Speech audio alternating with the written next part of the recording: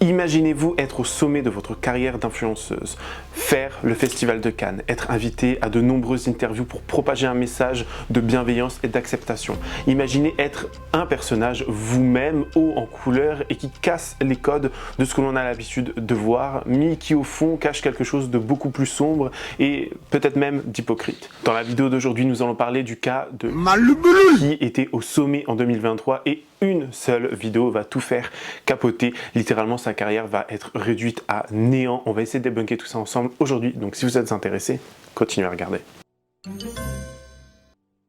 Salut tout le monde, c'est Chris. Avant de commencer la vidéo, n'hésitez surtout pas à vous abonner et activer la cloche de notification pour être toujours au rendez-vous. Actualité, polémique, scandale, people, télé-réalité, story time, ici on parle de tout. Et n'hésitez pas à faire un tour en barre d'infos si vous souhaitez davantage soutenir la chaîne. Merci beaucoup. Bon, vous avez très certainement vu au titre de la vidéo que nous allions parler aujourd'hui de Libellule, appelée également Libellule la Queen, Libellule 16. Elle a eu un petit peu beaucoup de pseudos, mais dans cette vidéo, on va l'appeler Libellule. Libellule qui s'est fait connaître sur les réseaux pendant quelques années, vers les années 2021-2022. Elle partageait et propageait un message à de nombreuses personnes, un message d'acceptation et un petit peu d'ouverture d'esprit également, car Libellule, si vous ne le saviez pas, est une TDS. Une TDS est une travailleuse du sexe, bon vous comprenez, hein, YouTube un petit peu, vous comprenez aussi ça. Mais donc c'est une TDS et elle nous livre un message, elle nous parle de, comment dire, son métier. En fait, il consiste à répondre à des messages, faire des photos personnalisées, des vidéos personnalisées, échanger avec des personnes contre de l'argent. Et elle va vraiment nous parler d'un univers qui est inconnu pour beaucoup de personnes. Elle va vraiment essayer de nous partager un message d'acceptation de l'autre et surtout de nous dire à quel point il est difficile d'être TDS et que beaucoup sont TDS, non pas par choix, mais par nécessité. Ce qui va faire la force de Libellule, c'est notamment son look. Quand on la voit, elle est haute en couleurs, elle casse les codes. Encore une fois, nous qui vivons dans un monde aseptisé, dans un monde où il n'y a que du blanc, du noir, du gris, du bleu, elle est vraiment haute en couleurs. Un make-up extravagant, une couleur de cheveux extravagante, de très longs ongles, des vêtements pareils, voilà, qui révèlent un peu de peau, etc., des tatouages. Et c'est un petit peu ça aussi qui va faire sa force et qui va surtout un petit peu susciter l'intérêt envers sa personne. Et donc elle va un petit peu commencer sur les réseaux sociaux à parler de son travail, etc. Et rapidement elle va se faire inviter, notamment chez Samzira, elle va se faire inviter sur d'autres médias un peu style Combini, vous voyez, où elle va répondre à des interviews et elle va un petit peu nous parler de son métier ou nous parler des, comment dire, des anecdotes un petit peu rocambolesques qu'elle a pu avoir avec des hommes. Elle libère vraiment la parole de beaucoup de femmes et au début les gens sont extrêmement contents et se disent waouh, franchement ça fait du bien, on arrive sur un message d'acceptation, un message d'ouverture d'esprit et on parle un petit peu de choses qui nous sont à nous inconnues. J'étais en couple pendant 3 ans et demi avec quelqu'un de très toxique et du coup après que j'ai quitté, j'ai vraiment eu une période de genre 6 mois où je me suis dit ok c'est maintenant, je vais aller découvrir mon corps. L'appartement des fois ressemblait un petit peu à un bésodrome, on va pas se mytho, pendant qu'on était en train de se découvrir, parce que c'est cool les préliminaires pour se découvrir, c'est hyper important. Genre j'étais au-dessus de lui en train de lui faire des petits bisous et en fait je passe ma main en dessous le coussin et il y avait 2 capotes usagées en dessous le coussin, donc je les sens. Et là je suis vraiment comme ça en train de lui rouler une pelle, elle m'a dit oh ok.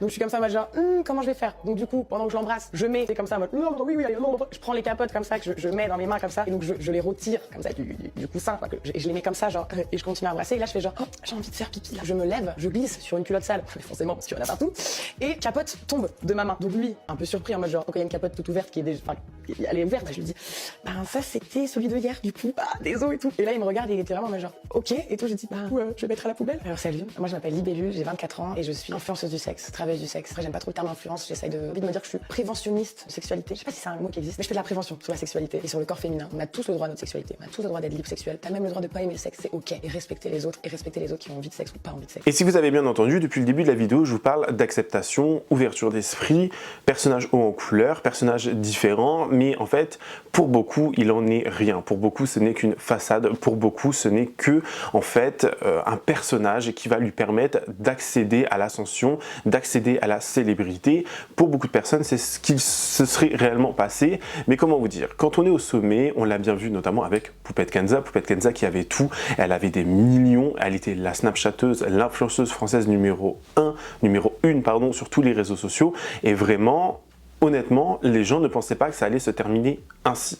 Ben dites-vous que c'est le cas de Libellule également. Il a suffi d'une seule vidéo, un seul TikTok de Storytime pour que sa carrière ainsi que son image soit détériorée à vie. Alors la vidéo, je vais vous la résumer très rapidement parce que beaucoup pensent que c'est le témoignage d'une autre personne qui a un petit peu lancé le truc. Pas du tout.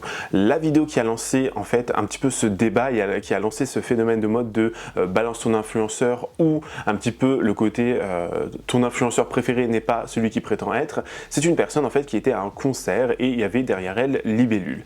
Elle l'a reconnue, elle a voulu faire une vidéo, une photo avec elle, sauf que Libellule était hyper bruyante, elle criait tout le temps, elle était hyper un petit peu hautaine. Elle était très effacée, très froide. Et cette personne va nous dire qu'elle a vécu une très mauvaise expérience avec elle. Et voilà, les gens vont commencer un petit peu, si vous voulez, à un petit peu faire leurs recherches. Ils vont vite tomber sur le fait que ça soit Libellule.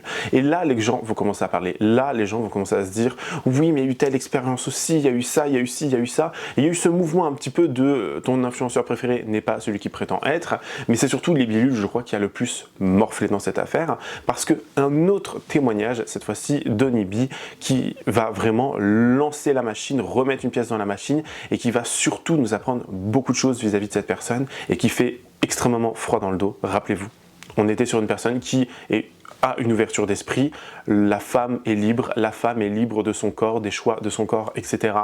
Et si en réalité, c'était tout le contraire. Écoutez bien. Et pour beaucoup, suite à toutes ces vidéos, plusieurs personnes vont commencer à prendre la parole, des TDS, donc des collègues de Libellule, des collègues de Donny B vont commencer à prendre la parole. Et on va vite se rendre compte qu'en fait, Libellule, elle n'est en rien ouverte d'esprit, elle n'est en rien dans une vie d'acceptation de son prochain, etc. Elle va notamment un petit peu, pour beaucoup, glamouriser le TDS, alors que, comme je vous l'ai dit en début, beaucoup le font par nécessité et non par choix. Elle va également outer, c'est-à-dire elle va essayer de faire en sorte que beaucoup de personnes ne puissent pas travailler sur certaines plateformes, que beaucoup de personnes ne puissent pas avoir une rémunération, des TDS qui ont ce besoin d'argent, qui ont besoin de survivre. Elle va faire en sorte que leur compte soit signalé, qu'elles ne puissent pas accéder à leur compte et donc ne puissent pas accéder à de la rémunération. C'est extrêmement fourbe comme moyen de faire et comme un petit peu procédé. Je trouve que c'est vraiment dégueulasse. Pour une personne qui se dit être girls, pour une personne qui se dit être du côté des femmes, être féministe, etc. Je trouve que ce comportement est très hypocrite et surtout très dégueulasse. Elle va également, d'après le témoignage de Donny B, elle va, et je cite, qu'elle va faire en sorte que lors de sa grossesse, elle n'ait aucun soutien et qu'elle la force à ne pas avorter.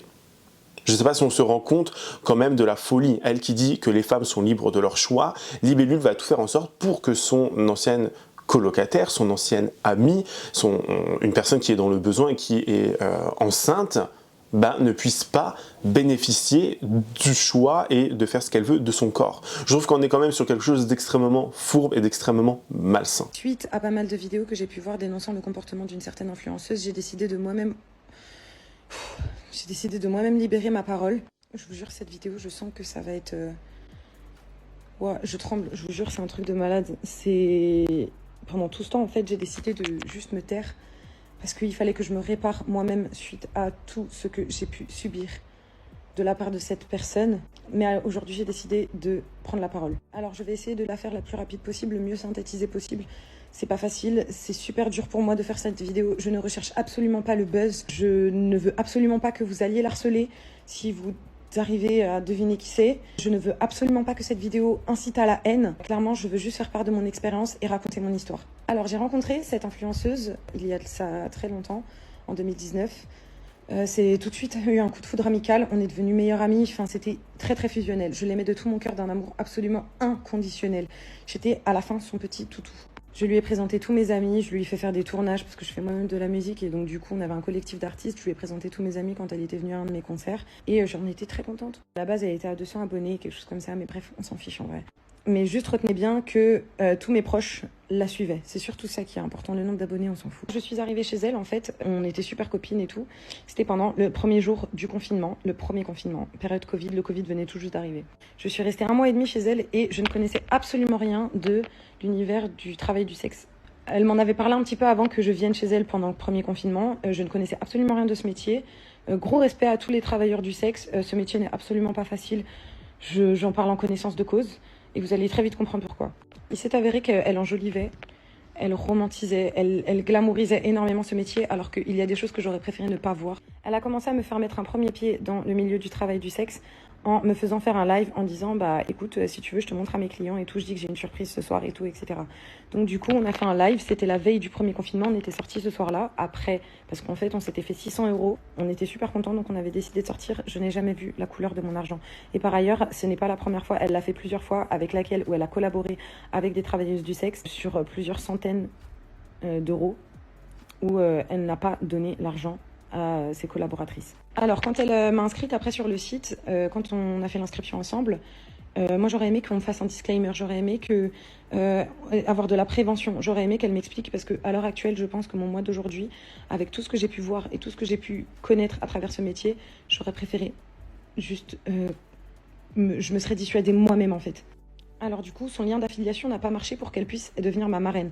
Quand sur ce fameux site, tu as une marraine, et ben un certain pourcentage de tes ventes reviennent à ta marraine. Ça n'a pas marché, elle a pété un câble quand elle a vu que je me faisais un petit peu d'argent sur le site et qu'elle ne pouvait pas toucher une partie de mes ventes. Maintenant, on va commencer à rentrer dans le vif du sujet. Avant que je m'installe chez elle pendant le premier confinement, je m'étais déjà fait poser un stérilet en cuivre, mais sauf que mon corps a fait un rejet. Ça a été très douloureux, très traumatisant. J'ai fini aux urgences gynécologiques. J'étais sévèrement anémiée et ça a été très dur pour moi. Sauf que j'avais un petit copain et du coup, pour me protéger, on utilisait uniquement des préservatifs, étant donné que je ne voulais pas prendre la pilule car c'était trop nocif. J'avais pris un stérilet en cuivre parce que je ne voulais pas d'hormones.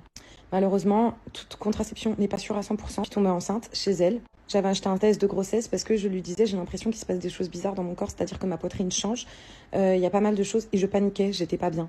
Et donc elle me dit mais non, t'inquiète. Donc j'achète le test de grossesse et je lui dis que je vais le faire et que je vais leur dire ce qu'il en est. On est dans la cuisine, je sors, le test est positif. J'ai cru que j'allais m'effondrer par terre en leur annonçant.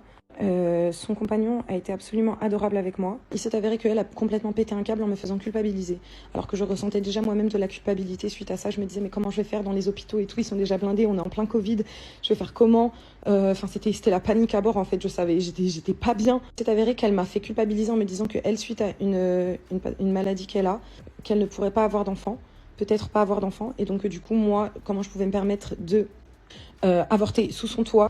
Elle m'a dit qu'elle avait déjà subi un avortement avec une copine, qu'elle n'avait pas envie d'en subir un deuxième. Clairement, elle m'a dit que j'allais ramener le Covid chez elle, étant donné que j'allais aller dans un hôpital, etc. Elle s'est mise à pleurer. Puis en fait, au final, c'est elle qu'on a dû consoler. Et je suis arrivée, je l'ai consolée avec son mec, alors que c'est moi qui allais me faire avorter. Par la suite, pour en revenir sur le fait que j'ai été TDS, je souhaitais rester dans l'anonymat. Et elle se connectait sur... s'était créé des comptes sur beaucoup de sites de rencontres pour faire la pub de son lien sur ce fameux site de TDS. Sauf qu'elle a voulu le faire sa pub sur son compte Instagram.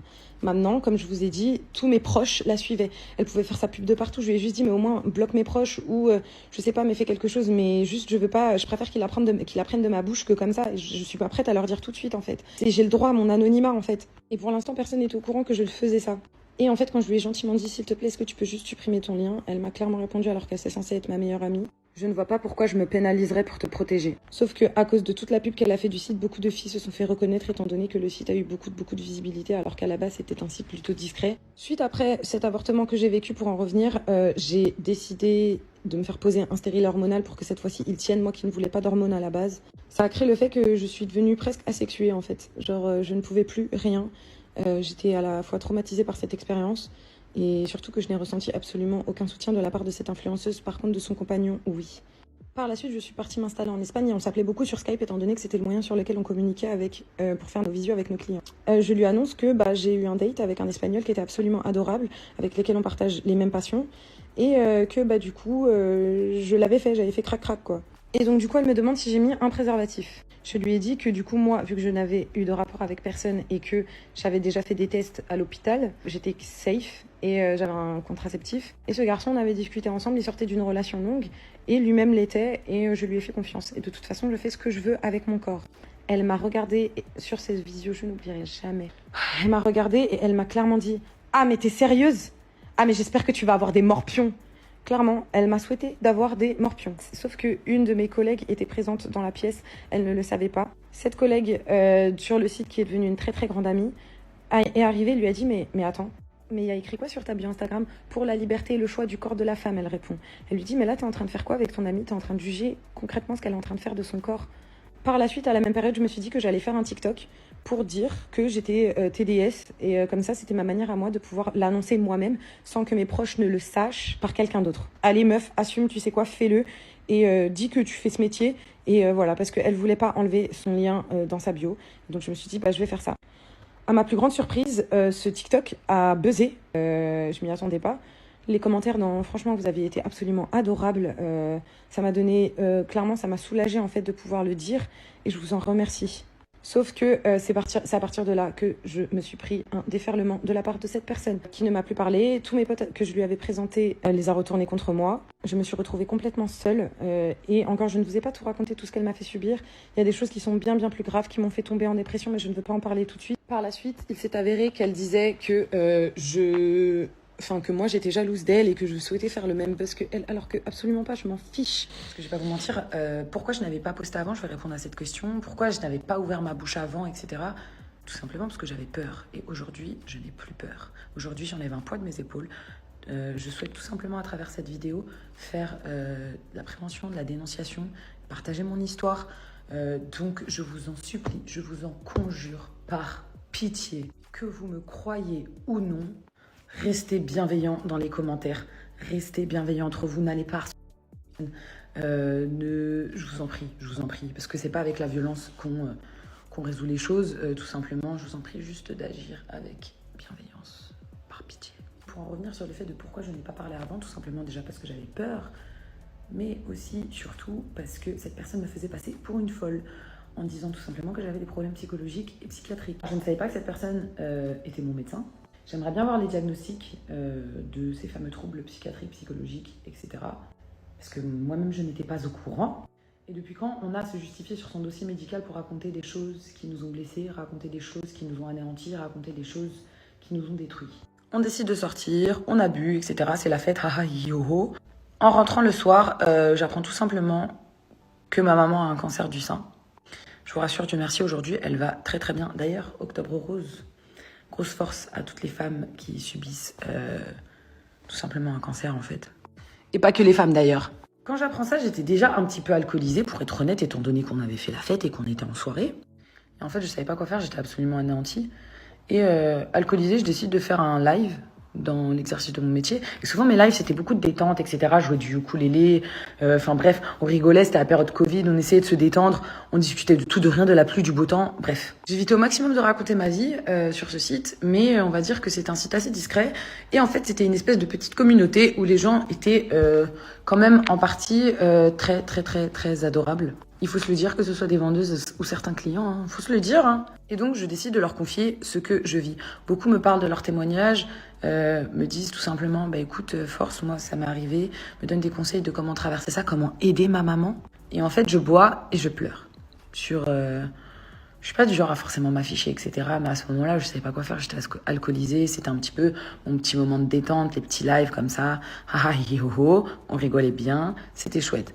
Cette personne a décidé donc de me filmer à mon insu sur ce live et en m'envoyant un message en m'incendiant, alors que je viens d'apprendre que ma maman a un cancer du sein, en me disant oui, tu n'as pas le droit d'être alcoolisée sur tes lives, alors que madame fume ses pétards sur ses lives. Il faut se le dire à un moment donné, faut arrêter de te foutre de...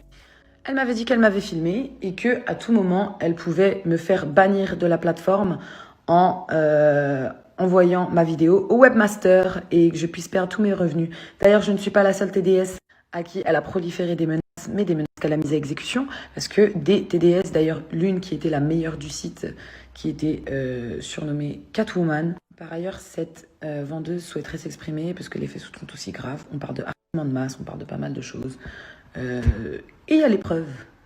Il y a les preuves. Pour une fois, là pour le coup, je vais pas vous mentir, d'histoire date. Là, on a de la documentation. À un moment donné, j'ai essayé de comprendre pourquoi cette personne me faisait ça en fait, alors qu'elle était censée être, je le répète, ma meilleure amie. Eh bien, moi, mon humble avis est tout simplement que, vu que j'avais été élue 10e meilleure vendeuse du site du mois de novembre, et que c'était elle qui m'avait mis sur le site, elle n'a pas pu le supporter. Tout comme quand j'avais décidé de faire un TikTok pour annoncer moi-même que j'étais TDS, parce qu'à cause d'elle, mon anonymat allait sauter comme beaucoup d'autres vendeuses sur le site, et que ce fameux TikTok avait buzzé, je m'en suis pris plein la gueule. Donc on est sur beaucoup de jalousie. J'ai jamais osé l'admettre parce que je comprends pas trop ce concept. Et je pars du principe que, enfin, comment on peut être jaloux de ses amis? Maintenant, j'aimerais revenir sur un fait qui est extrêmement grave. Pendant la période du Covid, premier confinement, donc imaginez bien qu'on était enfermés, on ne pouvait rien faire. J'ai ressenti énormément de pression psychologique, constamment, et je ne suis pas la seule. Je compte poster un témoignage de cette personne qui est mon amie. D'ailleurs, c'est avec elle que nous souhaitons créer un groupe de soutien. Cette personne m'a dit, je te jure que si tu parles, moi aussi je parle, parce que nous avons vécu la même chose à la même période et que nous étions amis et qu'elle nous a éloignés. Je vous jure, j'arrive pas, je galère. Je galère, c'est dur. C'est grave dur à dire. Après tout ça, ça sera derrière moi. Tout ça, ça sera derrière moi, c'est ce que je me dis. Pression psychologique pour avoir des rapports non consentis. Pression psychologique pendant 1 mois et demi. Se dire que bon, est-ce que je passe à la casserole? Peut-être qu'après on me laissera tranquille. Peut-être que, est-ce que je le fais? Alors que je n'en avais absolument pas envie. Étant donné que ces faits sont extrêmement graves et que tout ça est derrière moi, je veux juste ouvrir ma parole. Je veux juste arrêter d'être réduite au silence, tout simplement. Cette personne n'a strictement rien fait. Cette personne ne m'a pas aidée. Cette personne n'a pas empêché que cela se produise. Cette personne n'a absolument rien fait. J'ai été réduite à avoir un rapport sexuel sous son toit que je ne souhaitais pas. Pour le répéter, par pression psychologique. Maintenant, celle avec qui je compte créer le groupe de soutien pour toutes les personnes ayant subi quoi que ce soit, vous n'êtes pas seul. Vous n'êtes pas seul. Elle souhaite pouvoir libérer sa parole, mais elle souhaite dans l'anonymat étant donné qu'à cause de cette personne, elle a tout perdu, ses revenus, tout, absolument tout. Et que maintenant elle essaye de se reconstruire dans son milieu professionnel et qu'elle ne veut pas être reconnue, tout simplement. Voilà, je vous demanderai de respecter son témoignage, je vous demanderai de respecter chaque personne en fait que vous croisez sur cette terre. Bon, à part si on insulte votre mère. Non les gars, j'essaie de mettre un petit peu de gaieté, etc. Mais prenez soin de vous, faites attention à vous. Il y a des gens mauvais partout. Moi je suis vaccinée, ça y est. Et comme je le répète, que vous me croyez ou non, moi je me sens soulagée d'avoir enfin pu libérer ma parole et de ne plus être réduite au silence par peur. Aujourd'hui, je n'ai plus peur. Bien évidemment, Libby, lui, ça va lui revenir aux oreilles, elle va commencer à prendre la parole sur les réseaux sociaux, elle va un petit peu pleurer, elle va nous dire que pour elle c'est totalement faux, que pour elle c'est un tissu de mensonges, que ça n'est jamais arrivé comme ça, que la personne qui est du coup tombée enceinte, donc Onibi, elle sortait avec un potentiel V. Moi, je n'en sais rien, je n'étais pas là encore une fois, mais encore une fois, Libby va nous sortir des dossiers en disant que oui, Onibi, ça ne la dérangeait pas parce qu'elle aussi, elle était toxique, elle aussi, elle sortait avec une personne extrêmement, comment dire, peu morale, parce que d'après les dires de Libellule, le mec de l'époque, ou actuel, je n'en sais trop rien, je ne connais pas trop la vie d'Onibi, mais le mec en question, en fait, était un V. Un Euler, si vous voulez. Hein. Et donc, ça a fait beaucoup de débats, elle a commencé à balancer, sauf que la machine était lancée, et beaucoup de personnes n'ont pas cru son témoignage, beaucoup de personnes y ont vu en fait un moyen, si vous voulez, d'essayer d'échapper à la sauce, d'essayer d'échapper à un petit peu la controverse dans laquelle elle était, et surtout elle était en train de perdre des milliers et des milliers d'abonnés. Regardez. Ok babies, horrible de commencer une story comme ça, mais là c'est bon, je suis obligée. Tout le monde a capté tout ce qui se passe sur internet par rapport à moi, que... il y a 1 an et demi sûrement, enfin c'était il y a 1 an et demi apparemment, je n'ai pas assez souri à une abonnée qui avait fait une photo avec moi, j'en suis désolée. Il y a des... Tu sais, il n'y a jamais eu trop de bad buzz sur moi. Et là, il y a ce petit truc là qui devient quelque chose d'énorme alors que c'est pas si grave en vrai. Et il y a des gens de mon ancienne vie à qui j'ai tout donné, qui du coup prend cette opportunité pour essayer de me mettre dans la merde et dire des trucs complètement faux sur moi et ce que j'ai fait. Et c'est très dur parce que je peux pas tout vous dire parce que c'est trop personnel tout ce qui s'est passé dans ma vie d'avant. Et je peux rien faire. J'espère juste que vous me croyez moi, c'est tout. Donc c'est dur là. Voilà, c'est vraiment dur. C'est vraiment dur parce que j'ai jamais pleuré pour des haters. Mais là, que les gens pensent que je suis quelqu'un d'horrible et de méchante, c'est la pire chose. C'est la pire chose. Je suis traumatisée des commentaires, genre. Je suis vraiment... Waouh, ça m'atteint as fuck, genre. Bon, je suis complètement débordée par ce qui se passe. Je vais pas vous mentir. Merci pour vos messages. Je vous vois beaucoup de messages de Libabies, de vrais Libabies, qui sont trop mignons. Je vous aime vraiment beaucoup. Je vais aller prendre une douche froide, toujours froide, hein, toujours pas de ballon d'eau chaude finalement. Mais ça va me faire du bien en vrai, je pense. Et je vais essayer de lâcher un peu mon tel du coup, parce que c'est un peu beaucoup là, tout ce qui se passe. Et voilà, mais merci d'être Ellie Babies et d'être incroyable et de m'envoyer plein de messages de l'amour de ma vie. Love, je vais chier dans la douche froide là, let's go. Et conséquence de tout cela, elle va recevoir de nombreux commentaires de haine, de nombreux commentaires négatifs, de nombreux désabonnements. Vraiment, elle va sombrer dans une spirale déjà médiatique et également dans une spirale infernale où quand elle va prendre la parole, les gens ne vont pas la croire et vont continuer à la critiquer. Beaucoup de personnes vont un petit peu parler d'elle et ressortir surtout des interviews. Dites-vous que Libellule, c'est une personne qui défend les droits LGBTQIA+, donc les personnes gays, trans, queer, enfin bref, vous comprenez, elle défend vraiment chaque minorité, enfin c'est dire, elle défend toutes les personnes, elle est vraiment à fond dans le militantisme, etc. Sauf que elle va également à Coachella. Et ça, beaucoup de personnes lui ont reproché et ont ressorti une interview. Coachella étant en fait un festival aux États-Unis et le fondateur, le créateur, un petit peu le CEO de Coachella, c'est une personne anti-LGBT, c'est une personne extrêmement problématique, une personne très peu morale et qui surtout n'aime pas les minorités. Presque, en fait, on va dire que ça, limite, c'est un démon, vous voyez. Mais Libellule, elle, qu'est-ce qu'elle fait? Elle va à Coachella et les excuses qu'elle nous a sorties, c'est « Oui, mais regardez, si on vous invite à Coachella gratuitement, enfin, vous aussi, arrêtez de faire les hypocrites, vous iriez. » Beaucoup de personnes ont répondu que non. Beaucoup de personnes ont appelé, en fait, à un petit peu montrer à quel point Libellule était hypocrite et Libellule était juste là pour la fame, son image, etc.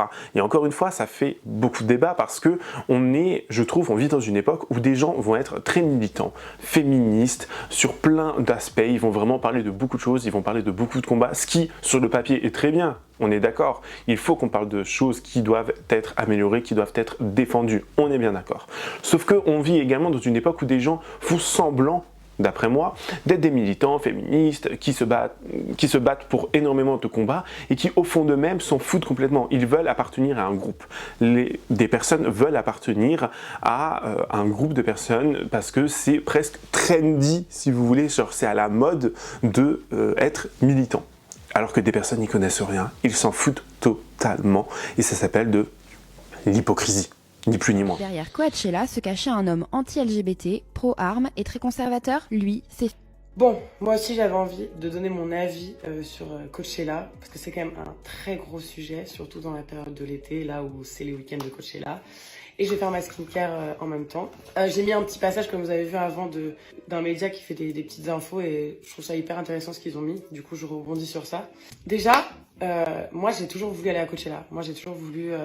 moi je suis une fan de festival depuis toujours. C'est tout ce que j'aime, faire la fête avec plein de gens dans un immense endroit avec des concerts et tout.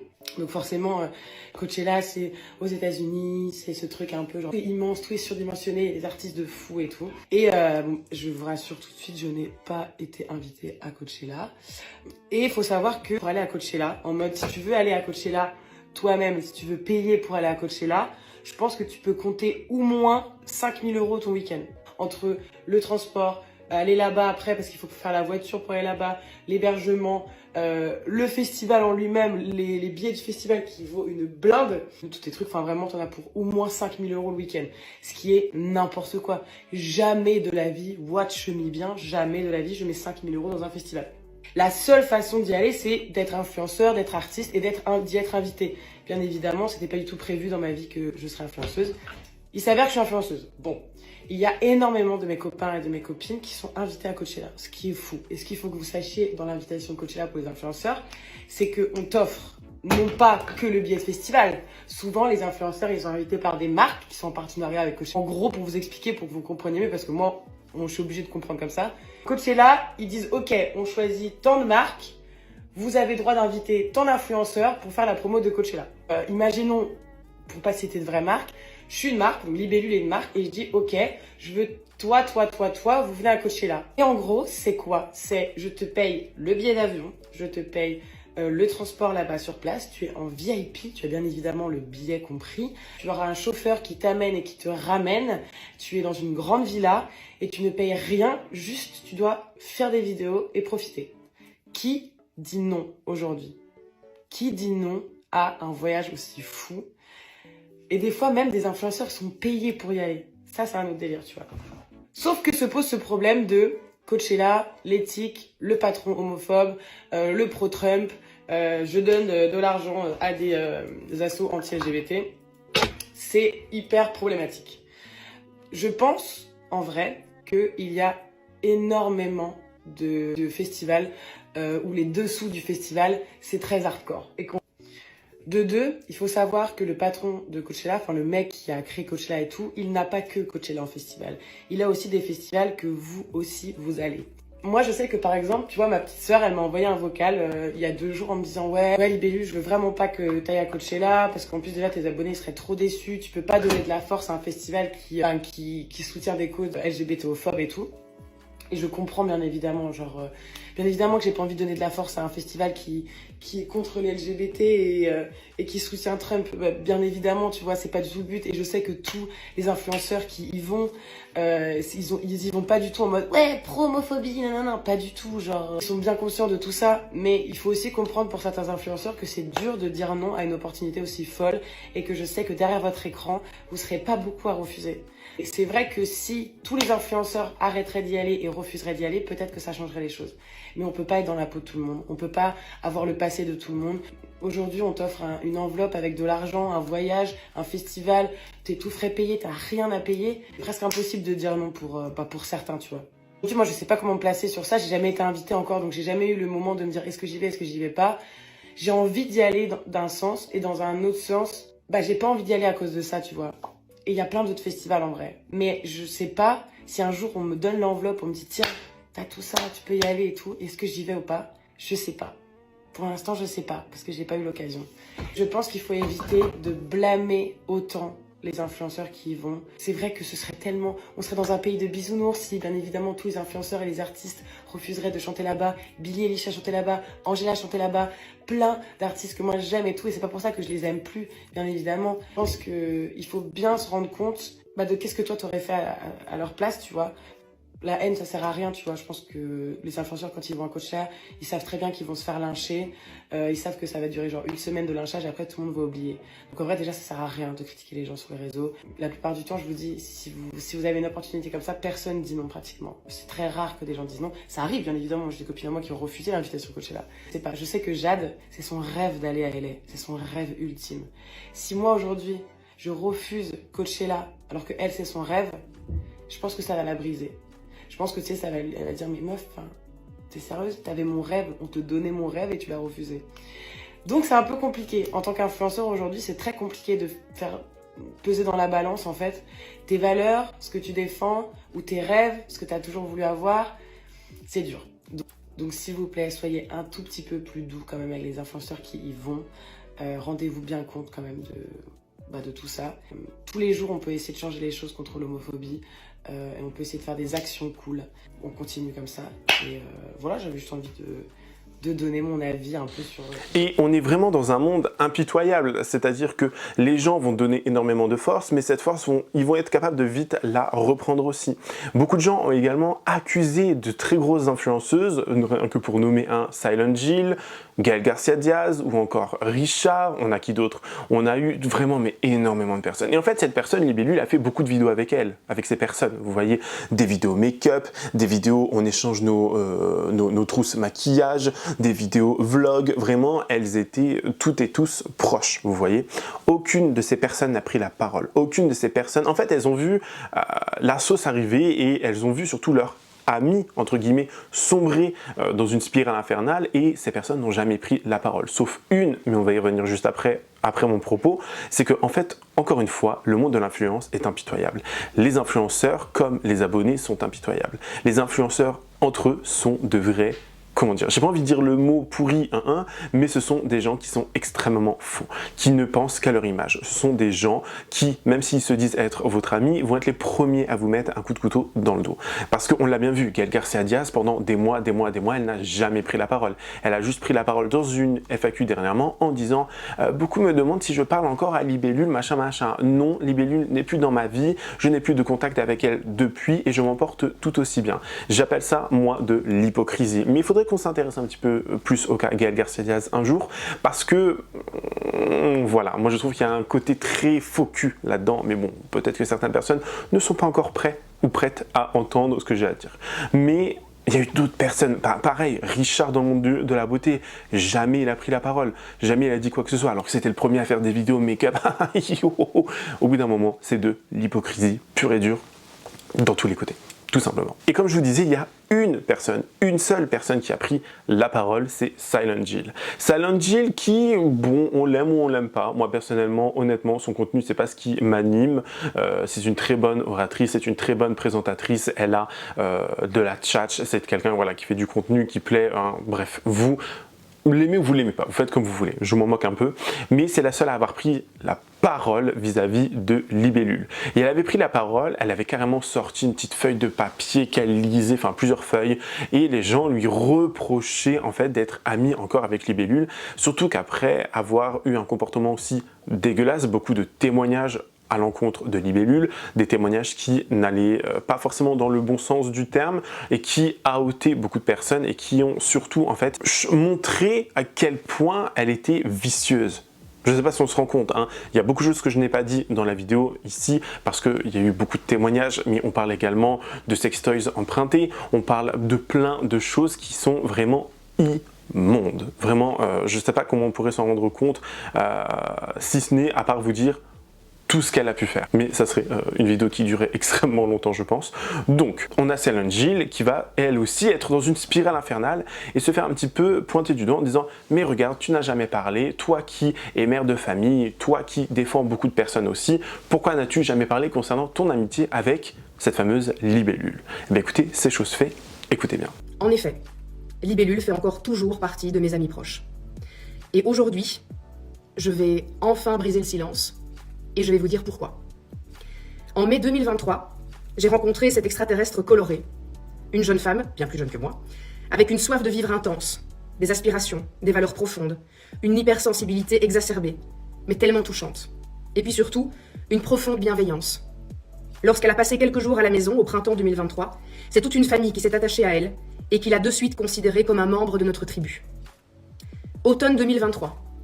Alors que je suis aux États-Unis avec ma meilleure amie, je reçois un message. Tu as vu la sauce dans laquelle se trouve Libellule ? Complètement déconnectée des réseaux à ce moment-là, je ne comprends rien. Et puis des mots, des termes, des actes sordides et horribles arrivent à mes oreilles. Je tombe des nues. Pour moi, on parle d'une personne que je ne connais pas. Plusieurs pensées me traversent. Est-ce que c'est vrai ? Comment dois-je réagir ? Quel impact ça peut avoir sur moi alors que je viens de sortir une vidéo avec elle ? Mon mental devient fou. Je m'invente évidemment plein de scénarios. A-t-elle pu profiter de moi, de ma gentillesse ? Mon Dieu, elle est même venue chez moi et a vu mes enfants.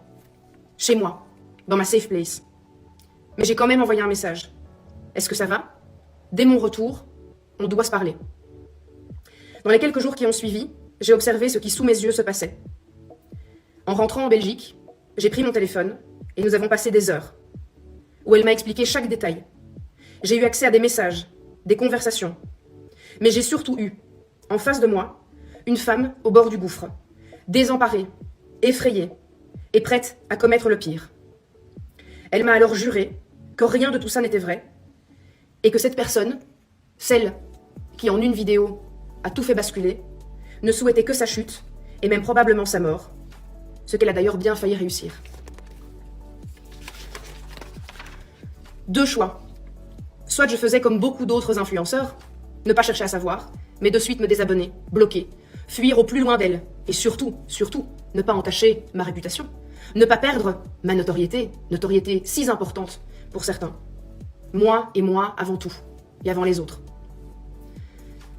Croyez-moi bien que si son discours auprès de moi, lors de ces heures passées au téléphone, avait été bancal, si je n'avais pas eu accès au dossier de l'avocat, à la plainte faite par Libellule, et à tous les éléments indiquant une innocence, j'aurais terminé notre amitié immédiatement. Car en tant qu'humaine, femme, maman, jamais, au grand jamais, je ne cautionnerai des actes inhumains et ignobles.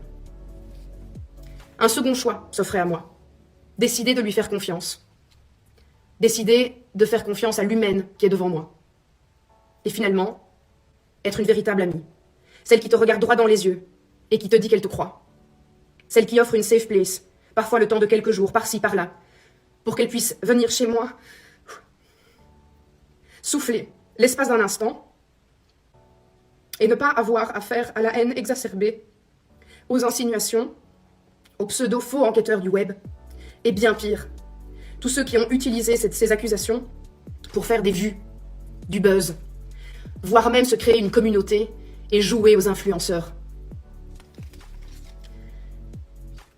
Eh bien, j'ai choisi ce second choix. Au diable ma réputation, au diable ma notoriété. Je ne vais pas cacher que je suis toujours là pour elle. Je ne vais pas faire passer ma petite notoriété et faire semblant de rien, juste la faire disparaître. J'ai choisi, en âme et conscience, de lui faire confiance. Et ce, durant toute la procédure, qui est actuellement toujours en cours, et jusqu'au verdict. Est-ce que mon choix fait de moi une mauvaise personne? Aujourd'hui, je ne le pense pas. Est-ce que j'assume mon choix? Oui. Et si je me trompe, me direz-vous, si j'apprends que le pire était finalement vrai, si j'ai été trahi, si on a abusé de ma confiance, eh bien je serai la première à l'admettre, et ce publiquement. Et bien évidemment qu'elle ne fera à ce moment-là plus partie de ma vie. Car je le répète encore une fois, je ne tolère en aucun cas les actes dont elle est suspectée.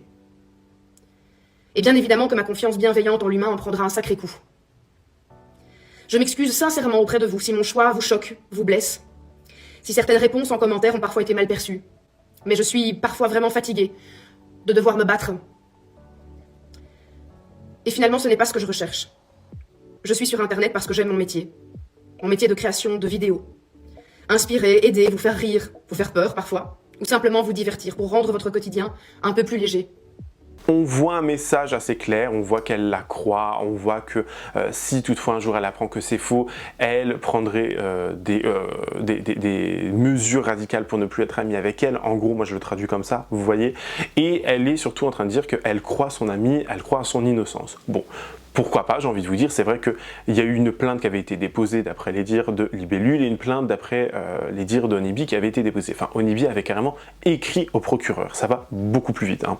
Dans tous les cas, on ne sait pas trop ce qui s'est passé parce qu'on n'a jamais eu de retour vis-à-vis de ces plaintes, de ces écrits au procureur, mais ce qu'on a pu voir, c'est que en fait, Silent Jill, elle avait posté sa vidéo et quelques temps après, la vidéo n'est plus disponible. Enfin, je ne sais pas comment on pourrait appeler ça, apparaître un petit peu faux cul, encore une fois, un petit peu hypocrite. C'est-à-dire que tu as enlevé ta vidéo en mode « hop, elle n'a jamais existé, on oublie tout ça ». Vous voyez, mon amitié n'a jamais existé. Alors que les gens t'ont dit, franchement, c'est dégueulasse le comportement que cette personne a eu, pourquoi tu es ami avec elle, etc. Pourquoi enlever ta vidéo? Sournoisement, j'ai envie de te dire, hein, j'ai envie de comprendre pourquoi avoir enlevé la vidéo. Tout simplement parce que peut-être qu'elles ne sont même plus amies à l'heure actuelle.